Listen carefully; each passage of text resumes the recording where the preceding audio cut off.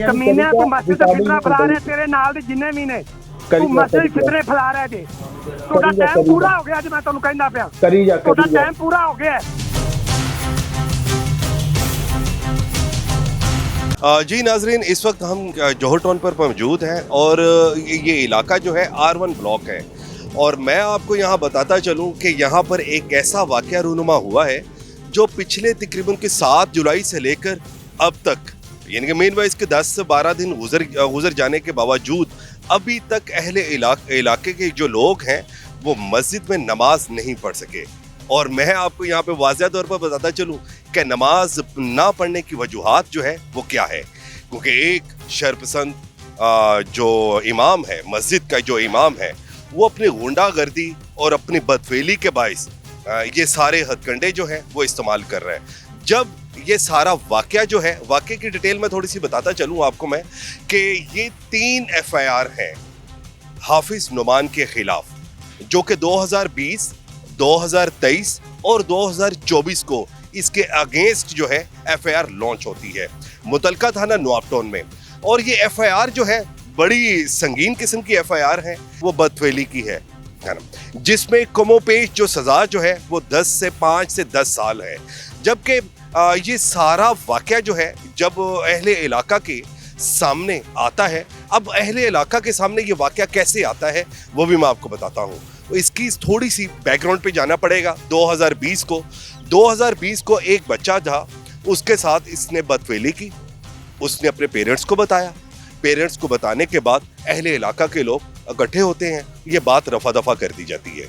मगर वो कुरान उठाता है, लटम पटम कस्में उठाता है कि जी ये मैंने नहीं किया, मैं किसी किस्म की ऐसे घरोने काम में इन्वॉल्व नहीं हूँ। मगर ये वक्त गुजरता गया। 2023 को जब दोबारा ऐसा वाक़या रूनुमा होता है तो वो ये बच्चे जो है वो अपने पेरेंट्स को बताते हैं। पेरेंट्स को जब पता चलता है वो अहले इलाका के लोगों के पास आते हैं, उनसे अपने बच्चे की अपील जो है वो सामने रखते हैं। जो अहले इलाका के जो लोग हैं वो सारी बात सुनते हैं।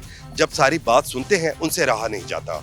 वो यानी कि जो हाफिज नुमान है, हाफिज नुमान से कोऑर्डिनेशन करते हैं, उनको कहते हैं कि जी हमें तुम बाइज्जत तरीके से यहाँ से रफू चक्कर हो जाओ, बेहतर यही होगा, क्योंकि हम तुम्हारे पीछे नमाज अदा नहीं कर सकते। मगर वो दरिंदा सिर्फ इंसान जो है वो उसने अपनी इस मस्जिद को अपनी जागीर समझ रखा है, क्योंकि 2008 से लेकर टिल अभी तक वो मस्जिद की इमामत करवा रहा है। मगर हैरत अंगेज़ बात यह है कि जी जब ये सारा वाक़या अहले इलाका के सामने पेश किया जाता है तो यहाँ पर एक शाहिद साहब हैं जो कि जिंदा दिल इंसान है। उनको जब ये इन सारी वाक़े का पता चलता है वो हाफिज नुमान से गुफ्तगू करते हैं और अहले इलाका के लोगों के साथ कोऑर्डिनेशन करते हैं। तो जब वो हाफिज नुमान जो है उसको इन सारे गेम्स का जब पता चलता है तो वो शाहिद साहब को, ये आप ऑडियो भी सुनेंगे, शाहिद साहब को किस तरीके से वो थ्रेड कॉल्स कर रहे हैं। लाला रिकॉर्डिंग थे, तू मस्जिद से फितरा फैला रहे हैं ना, तू मस्जिद फितरा फैला रहे हैं, जिन्नियां करनियां कमीने तू मस्जिद से फितरा फैला रहे हैं तेरे नाल दे जिन्ने भी ने तू मस्जिद फितरे फैला रहे थे। तोड़ा टाइम पूरा हो गया जे मैं तन्नू कहंदा पिया तोड़ा टाइम पूरा हो गया, ठीक है ना। जो कुछ कहना ही कही जाए ਇਹਦਾ ਜਵਾਬ ਦੇਣਾ ਪੈਣਾ ਤੈਨੂੰ ਇਹਨਾਂ ਦਾ। मैं कहना ਤੁਸੀਂ मस्जिद से फितरा फैला रहे जी, मैं टोडी तहस ना कर जागा टोडी ਉਹ ਬਹਿ ਜਾ ਆਰਾਮ ਨਾਲ ਤੈਸ ਨਾਲ ਬਹਿ ਜਾ ਆਰਾਮ जो ਤੁਸੀਂ करना ਸੀ ना कर लिया, ਹੁਣ ਤੁਹਾਡਾ टाइम खत्म हो गया जे मैं तन्नू कहंदा पिया। चलो आ जा फिर आ जा मसीह से आ जा। जब शाहिद साहब को फोन आता है तो शाहिद साहब उसको ये भी कहते हैं कि ये फोन जो आप जो मेरे से बदमज़गी क्रिएट कर रहे हो या जो भी मुझे थ्रेड कॉल करने की कोशिश कर रहे हो, ये सारी कॉल जो है वो रिकॉर्ड में कर रहा हूँ। तो वो क्या हाफिज नुमान जो है, तो हाफिज मैं नहीं कहना चाहूँगा, सिर्फ नुमान जो मस्जिद का नुमान जो है जिसने मस्जिद को अपनी जागीर समझ रखा है। बच्चों से बदफेली इसका आम वतीरा है और ये खुलेआम डंके की चोट पर ये काम करता है।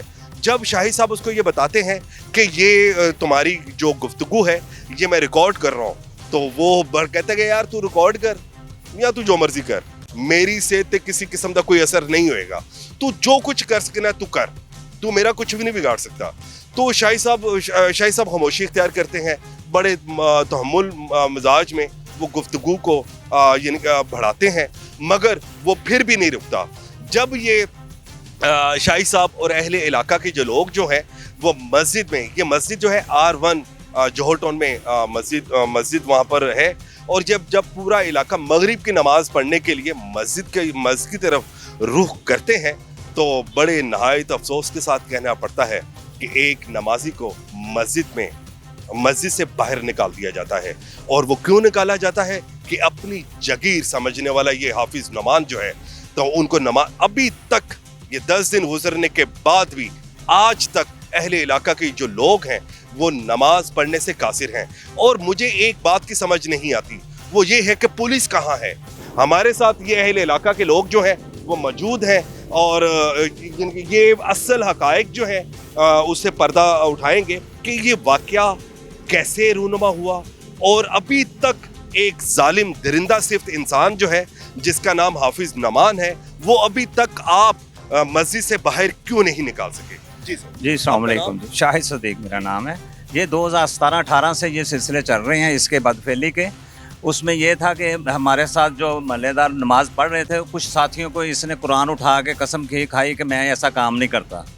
वो बात 2018 में हम प्रोसेस भी करते रहे, चीज़ें करते रहे। बाद में हमने ये कहा कि भाई हो सकता है इसने तौबा कर ली हो, इसने तौबा कर ली तो हो सकता है, नहीं तो ये ज़ाहिर हो जाएगा।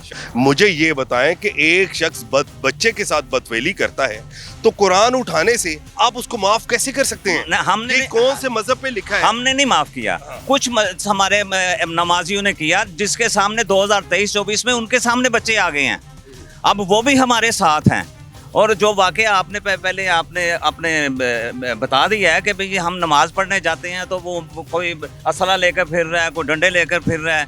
तो एक बार कुछ हफ्ता पहले जो हमें मार के बाहर निकाला गया है, और उससे पहले मुझे शाहिद साहब ये बताएं कि जब आप मस्जिद में जाते हैं, 7 जुलाई को आप मस्जिद में जाते हैं मस्जिद में नमाज मगरिबैन अदा करने के लिए, तो ये वाकया क्या होता है वो भी जरा हमारे हम नमाज पढ़ने अंदर गए हैं, तो पहले ये कुछ साथी गए हैं, 8-10 अंदर गए हैं, तो उनको मार के उन्होंने बाहर निकाला है।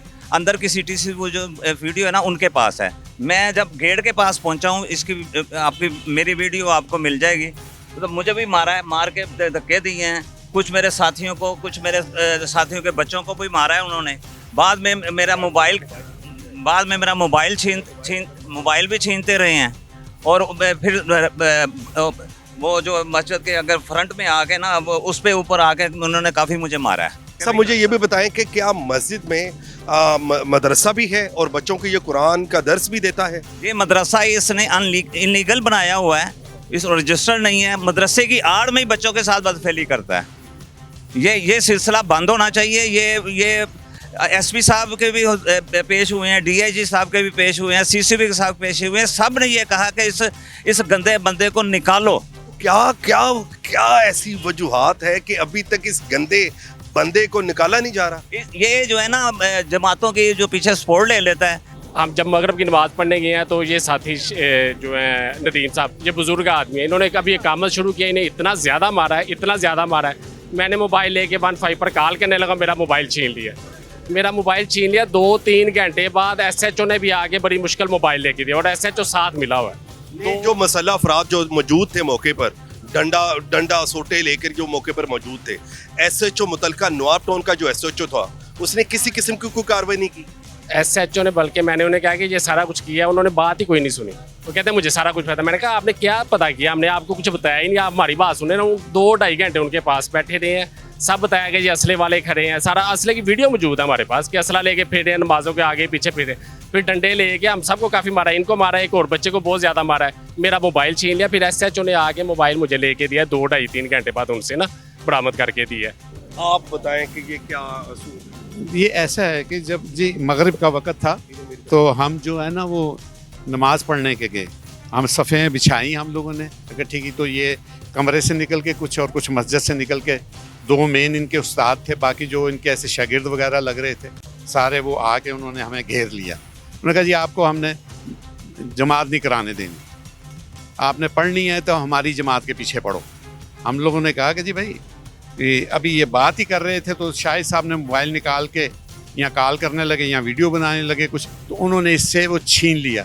गुस्से से ऐसे पकड़ के जो है ना मोबाइल इनका ऐसे छीन लिया उन्होंने। जैसे ही उसने छीना तो वो लड़के जो दूसरे थे सारे वो पल पड़े, उन्होंने मारना शुरू किया। ये मस्जिद का जो सेन है उसके सेंटर की बात है, वहाँ से वो मारते हुए पहले वुजू वाली जगह पे हमको धकेलते हुए लाए, और मैं उन्हें कहता रहा कि भाई हाथों पाई नहीं, बात करें आप, हाथों पाई नहीं, लेकिन वो हमें मारते रहे। उसके बाद वो दोनों से जो गेट की तरफ उन्होंने हमें पुश करना शुरू किया और मारते हुए ऐसे, और फिर वहाँ जो है नीचे उतर जहाँ स्टेप है जूतियों के रखने की जगह है, वहाँ पे वो उन्होंने फिर ऐसे पकड़ के मुझे धक्का दिया। मैं आके दरवाजे के पास गिरा, छोटा दरवाज़ा था, मेन दरवाज़ा खुला हुआ नहीं था उस वक्त, तो छोटे दरवाजे में जो है मैं ऐसे गिर पड़ा हूँ।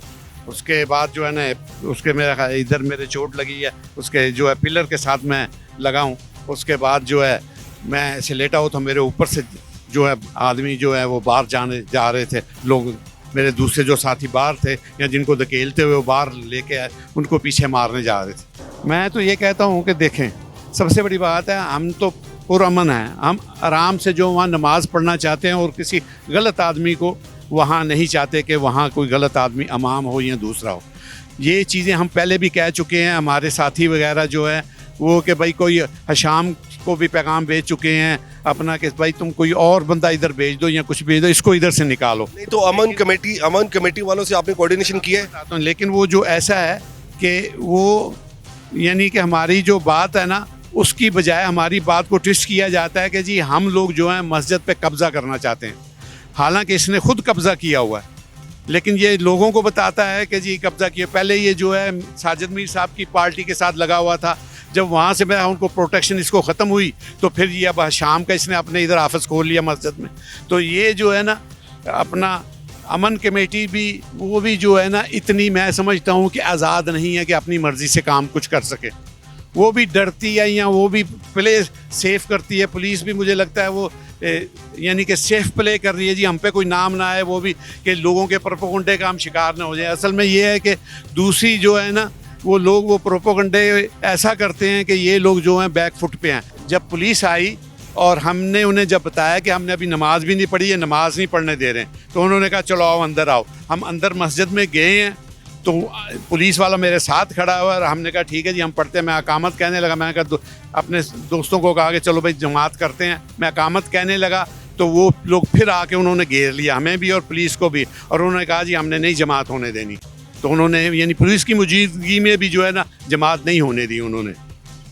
जी नाजरीन, आपने ये सारे वाक़यों को सुना। मुझे दुख है, दुख के साथ कहना पड़ता है कि एक अहले इलाका की मस्जिद हो और वहाँ के मकीन हो और वो अपनी ही मस्जिद में नमाज पढ़ने से कासिर हो। ये कहाँ का इंसाफ है? कहाँ है हमारी पंजाब पुलिस, जिनके दावे तो बहुत बड़े हैं कि हम जनाब साहब ये कर देंगे वो कर देंगे, मगर अफसोस आज भी पंजाब पुलिस पर सवालिया निशान है। इसके साथ ही अपने मेजबान राना हैदर को इजाजत दें। अल्लाह निगहबान।